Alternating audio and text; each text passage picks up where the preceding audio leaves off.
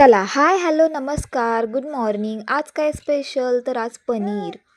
तर आज मी तुमच्यासोबत शेअर करणार आहे मी जसं पनीर करते त्याची रेसिपी. 2 कांदे, 2 टोमॅटो, 1 लसूणची पाकळी हे मी सर्व घेतलेलं आहे. त्याच्यानंतर खूप असं मंद आचेवरती भाजून दोन्ही सगळं भाजून घेतलं. आता जे पनीर पप्पांनी आणलं होतं ते फोडून घेतलं. चितळीचं पनीर आहे, खूप छान आहे. त्याच्यानंतर पनीर धुवून घेतलं. पनीर कोणतंही असो धुवून घ्यायला विसरू नका. त्यानंतर 2 मिनटं असं परत झाकण टाकून हे सर्व मिश्रण भाजून घेतलं. त्यानंतर कोथिंबीर, लसूण हे सुद्धा टाकलं, कारण की का तर मसाल्याचा वास खूप छान असा येतो.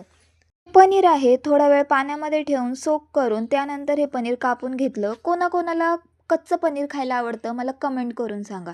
जे पनीर आहे ते शॅलो फ्राय करून घेतलं. कांदा आणि शिमला हे ऑप्शनल आहे. ज्यांना टाकायचं आहे ते टाकू शकतात. जे नाही टाकायचं ते स्किप करू शकता. तर मी हे टाकून घेतलं. त्यानंतर आम्हाला थोडं स्पायसी लागतं त्यामुळे मी घरचा जो काळा मसाला आहे तो त्यामध्ये ॲड केला. पनीर मसाला ॲड केला. ज्यांच्याकडे किचन किंग मसाला आहे तो सुद्धा तुम्ही इथे टाकू शकता. माझ्याकडे अवेलेबल नव्हता.